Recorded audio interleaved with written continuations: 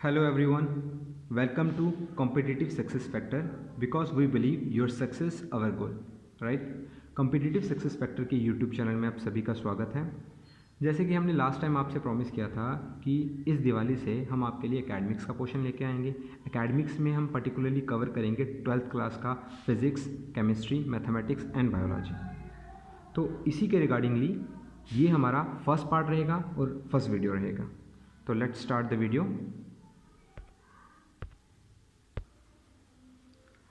Okay guys, तो let's start physics made easy by Sachin sir. Okay, मेरा नाम सचिन दुबे, मैं आपके फिज़िक्स फैकल्टी हूँ। मैं आपको करवाऊँगा फिज़िक्स क्लास 12th। ओके, ये हमारा फर्स्ट वीडियो रहेगा। ओके, इसमें हम पढ़ेंगे चैप्टर 9। चैप्टर का नाम आपको पता होगा, चैप्टर का नाम है ray optics. Okay guys, ray optics पहले इतना समझ लीजिए कि रे ऑप्टिक्स है क्या।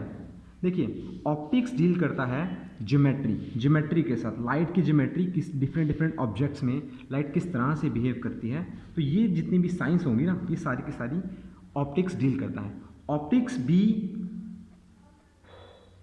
दो पार्ट में डिवाइड है, एक है रे ऑप्टिक्स, एक है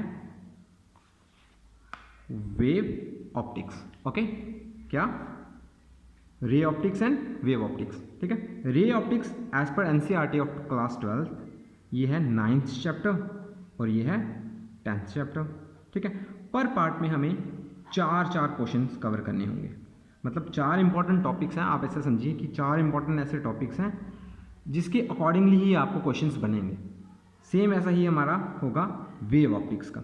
ठीक है, तो हमारा ये मोटिव रहेगा कि देखिए आपके एग्ज़ाम पास में आ रहे हैं, तो आपके लिए जो वेरी इंपॉर्टेंट क्वेश्चंस होंगे ना एग्ज़ाम पॉइंट ऑफ व्यू से, वो कवर किए जाएं इन टॉपिक्स में, कि आपको एटलीस्ट पता होना चाहिए कि जो अगर आपके एग्ज़ाम में आपको बैठना है, आप एग्ज़ाम देने जाओगे, तो कौन कौन सा टॉपिक है जो आपके लिए इंपॉर्टेंट है, और उस टॉपिक में भी कौन कौन सा ऐसा पार्ट है जो आपको एटलीस्ट पढ़ के तो जाना ही जाना है, उसका कोई सब्स्टिट्यूशन नहीं होगा। ओके, तो रे ऑप्टिक्स शुरू करेंगे। मैं आपको पहले टॉपिक्स के नाम बता देता हूँ। ठीक है गाइस, ये रहे आपके रे ऑप्टिक्स के 4 टॉपिक के नाम। पहला रहेगा आपका reflection, then refraction, then dispersion, then last होगा ऑप्टिकल इंस्ट्रूमेंट।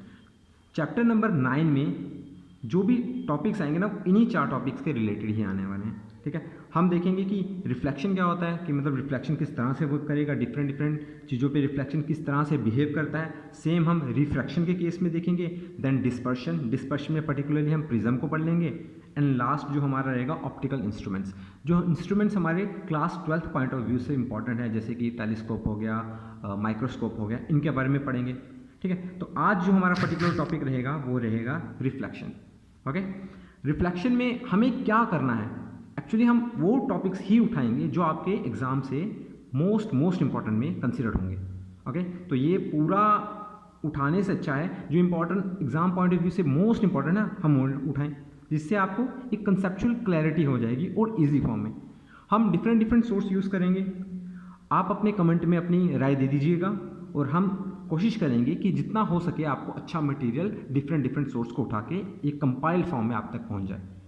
ओके, तो बस आपने क्या करना है, अपना प्यार बनाए रखना है और हमारी वीडियोस को थॉरोली देखना है और इसके अकॉर्डिंगली नोट्स बनाने हैं। तो ये पूरा जितना भी कोर्स रहेगा इसका कोई चार्जेस नहीं होगा, सिर्फ आपको देखना है और नोट्स बनाने हैं। जो आपको बड़े इंस्टीट्यूट्स में मटेरियल प्रोवाइड हो रहा है, बस वैसा ही उस कंपैरेटिवली वैसा यहाँ तो उससे अच्छा हम आप तक पहुँचाएंगे। ओके, तो शुरू करते हैं reflection. Okay, reflection of light. Reflection is the phenomena of change in path of light without any change in medium.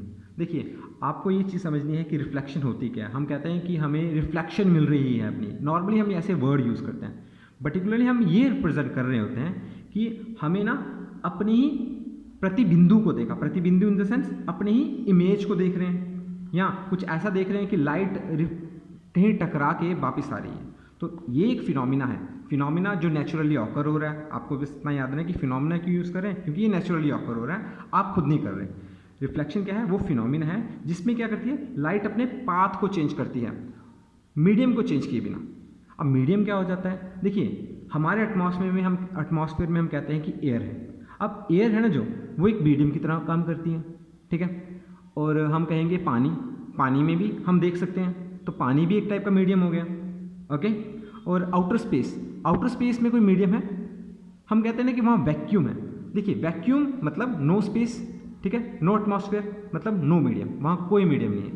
Reflection क्या है, reflection is the phenomena of change in path of light without any change in medium. इसे dramatically ऐसे समझ लीजिए, ये diagram अभी देखिए, अब हम इसे समझाएंगे। देखिए सपोज करो कोई प्लेन मिरर है। प्लेन मिरर क्या होगा, देखिए नॉर्मली जो आप घर में अपने फेस देखने के लिए जो मिरर यूज़ करते हैं ना, वो है प्लेन मिरर, ठीक है। अब ये कोई प्लेन मिरर हमने रख दिया, हम एक लेज़र लाइट उठाएंगे।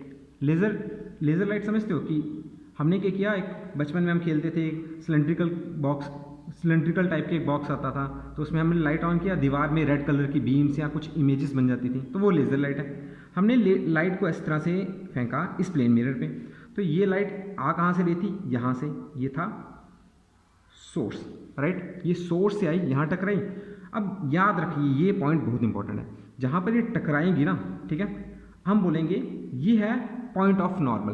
पॉइंट ऑफ नॉर्मल क्या होता है, जो भी रे आपकी किसी सरफेस से टकराएगी, वहाँ से हम एक नॉर्मल, मतलब इस सरफेस से नॉर्मल, मतलब ये जो ये लाइन है ना, जो इस सरफेस के अकॉर्डिंगली ये 90 डिग्री है, ये पूरा क्या है 90 डिग्री, यहाँ से टकराएगी और इस रास्ते में ये वापस चले जाएगी, ठीक है।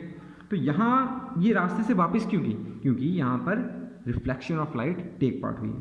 तो जब लाइट ये आएगी, इसे हम कहेंगे इंसिडेंट रे, ओके। जो ये वापस गई, इसे कहेंगे रिफ्लेक्टेड रे, ओके। ये इंसिडेंट रे, ये रिफ्लेक्टेड रे। अब देखो ये क्या है, नॉर्मल टू द प्लेन, ये है इस प्लेन से नॉर्मल, ओके। ये प्लेन है, इस प्लेन से एक नॉर्मल, ठीक है। अब ये इसका इंपॉर्टेंट क्यों है, क्योंकि जो भी हमारे एंगल होते हैं ना, वो हमेशा इसी नॉर्मल के रिस्पेक्ट में ही हम देखेंगे।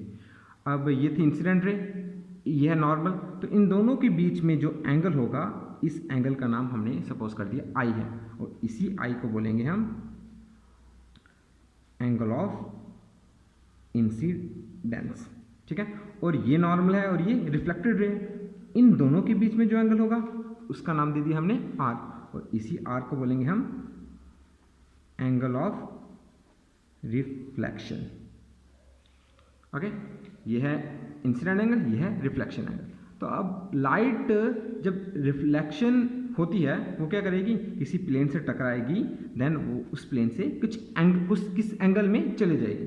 अब क्या है ये एंगल, ये हमें बताएंगे कि जाएगी किस तरह से ये वर्क करेगी। ये है कुछ लॉज, रिफ्लेक्शन के कुछ लॉज, जो हमें बताते हैं कि लाइट बिहेव किस तरह से करती है रिफ्लेक्शन के केस में। तो आपके पर्टिकुलरली दो लॉज हैं रिफ्लेक्शन के। पहला लॉ क्या कहता है, angle of incidence is equal to the angle of reflection. मतलब जो ये एंगल था ना इंसिडेंट का, और ये रिफ्लेक्टेड एंगल था, ठीक है।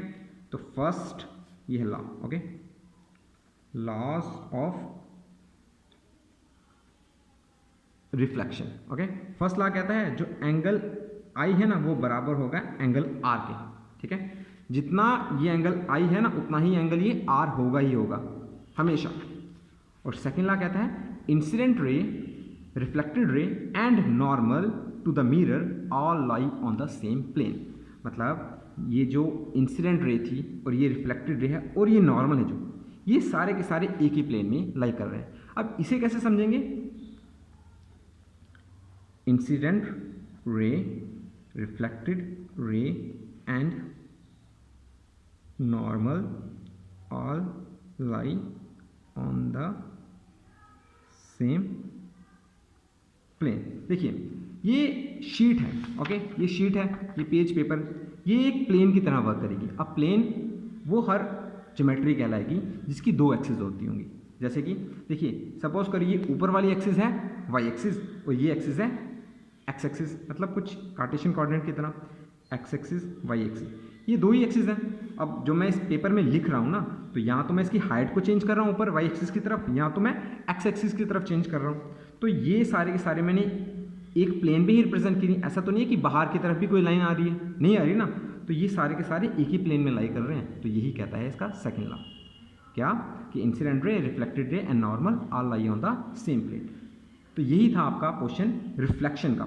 रिफ्लेक्शन में भी डिफरेंट चीज़ें वर्क करती हैं, जैसे कि मिरर में भी होता है। हमने बेसिकली ये कहाँ किसके लिए पढ़ा, प्लेन मिरर के लिए, ठीक है। वैसे ही स्फेरिकल मिरर में भी किस तरह से वर्क करता है, तो वो जब हम रे डायग्राम करेंगे ना उसमें हम ये देख लेंगे। बेसिकली आपके लिए जो आपके क्लास पॉइंट ऑफ व्यू से इंपॉर्टेंट है रिफ्लेक्शन, वो ये है रिफ्लेक्शन की डेफिनेशन या उसका प्रिंसिपल और उसके लॉज, ये आपको याद रखने हैं। और ये कंपाइल फॉर्म में जो भी नोट्स होगा मैं आप तक प्रोवाइड करवा दूंगा। फिलहाल आप हमें अपना प्यार बना के रखिए, हमारी वीडियोस को लाइक करिए, सब्सक्राइब कीजिए और कमेंट कीजिए, जिससे हो सके कि ज़्यादा से ज़्यादा बच्चों को ये कंटेंट मिल सके। और हम कोशिश करेंगे कि जितने भी इंपॉर्टेंट क्वेश्चंस हैं चारों सब्जेक्ट के, medical and non medical, physics, chemistry, mathematics and biology के आप तक पहुँचाए जाए। ओके, आज के लिए इतना ही रखते हैं। और हम ये कोशिश करेंगे कि कॉन्टीन्यूसली हर दिन आपको कुछ ना कुछ इंपॉर्टेंट क्वेश्चन मिले ही मिले।